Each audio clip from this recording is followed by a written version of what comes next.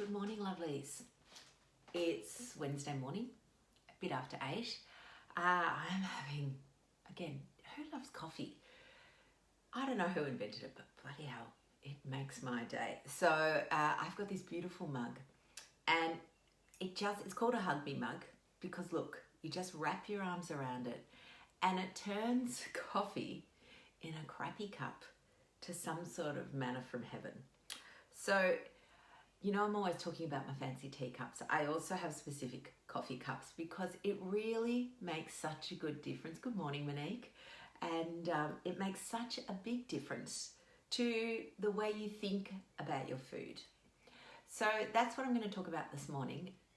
For many of us, we've had a fractured relationship with food. Food has been labelled good or bad. And of course we focus on what we think is the bad. Morning, Pip and Lyndon, gorgeous girls. Hello, Heidi. So what we tend to do is ruminate over the bad food, and we don't celebrate the good food or the food we think is helpful. So if you've been following me for a while, you know that we don't use the labels good and bad. Good and bad are unhelpful. They set up that guilt-virtue cycle of dieting, and that is unhelpful as well. So I focus on helpful and unhelpful foods, and that's good morning, Gillian. And trying then to focus on helpful foods. So the thing about helpful is that anything can be helpful. Like this coffee for me, it's helpful because I sit and I love it. It's like my morning zing. I have it in a beautiful cup. It's often just a little moment to myself. I don't normally do, obviously, lives with coffee, but at home, I sit there and I just notice it. Good morning, Kerry. I notice that I've got a little bit of cream in this morning. Sometimes I have cream, sometimes I don't. For a while, Rachel, thank you for watching. I have to send you an email. I'm just remembering myself about that. For a while, I was having straight black coffee because I was wanting to do fasting, and in my head, it had to be perfect, which meant black. And I actually like black coffee now. I never did. I absolutely hated it. It was disgusting. I've changed my tastes where I can now drink it, but I also still like coffee with cream. So I mix them up a bit, and that's okay. Okay, remembering this idea that you are the boss of you. You get to make your decisions, and if the majority of your decisions are helpful, then you'll get to the place where you want to be. Occasionally we'll have unhelpful things, and this is for me, and this is like the kind of the grey area, if you like. The unhelpful things may be helpful to other people, and that's the difference. So there's no need to be thinking that you're not doing it right because someone else is doing it differently, or that they're not doing it right because they're doing it differently to you. Everyone has their own little list of internal things that are helpful and unhelpful, and it's really about knowing what your inner dialogue is and what your inner stories are. So you've heard me many times talking about nuts being unhelpful for me. I have trouble regulating them. They're clearly on a list. They're clearly helpful. Peaceful Chick is having a Hug Me mug pink cup. They are beautiful.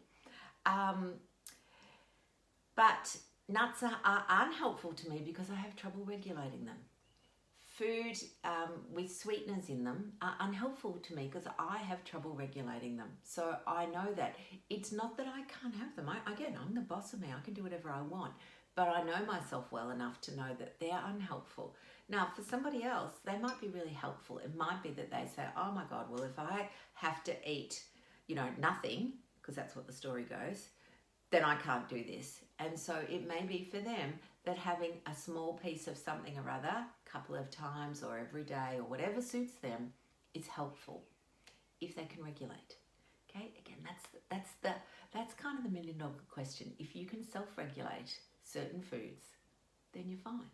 If you can't, then that's when the decision comes that they're actually unhelpful. And you know my words, I don't give anything up. I let it go. okay? Because when I let it go, I'm in charge. I'm not deprived. I am letting it go because it doesn't help me, okay? Just like I would let go, a toxic friendship or anything that's unhelpful to me, you let it go.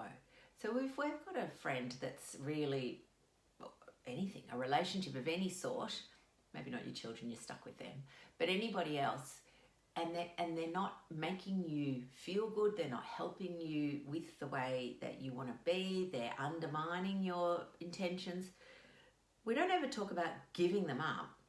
We let it go. Okay, you let go things that are unhelpful. It's so much more empowering. It's gentle. It's kind. We cannot do brutal regimes, and believe me, we all have. I know we have. We've been encouraged to do it because the end point of Thindum, it's a new word I just invented, it's quite good. Thindum was the goal, right? And it didn't matter how you got there as long as you were thin. That was the story, certainly the story in my head for a long time, because, thin is everything. Well, as we know, it's not. Thin is not everything. Healthy, yes, healthy, and you can be healthy and you don't need to be a stick. I cannot emphasize that enough. In fact, being a stick is often unhealthy. So you can be healthy. You don't need to be perfect to be healthy. You don't need to be perfect to be loved, valued, worthy. And your eating doesn't have to be perfect to get there either. But listen to the stories in your head and work out. This is the path that you learn to navigate. This is the hardest bit, because we're always just told perfect or not perfect on a bender. But learning to navigate that path of, all right, it's not perfect, but it's helpful. Because sometimes the little story goes, well, I'm looking after myself. I'm going to have this because, it doesn't have to be perfect. Dr. Lucy said it doesn't have to be perfect. So I'll just eat the 12 Tim Tams. That's not the same thing. Okay, so just navigating that story. Lovelies, I hope this has been helpful for you this morning. If you watched my cooking show last night, the recipe will be on our blog this morning. Our blog is at rlmedicine.com. There's lots of stuff on there. Tomorrow night, Dr. Mary's got her weight loss masterclass. Morning, Ali. And Ali's doing a shout out to Jodie. Dr. Mary's masterclass is on tomorrow night, 7:30. Beautiful. It's a fantastic class, completely free. Please join her. I'll be there, obviously. And I know, I don't want to bang on too much. 12-week mind body rebalance, doors are open. This week's bonuses are $75 worth of Mingle delivered to your door. Seriously, how good's that?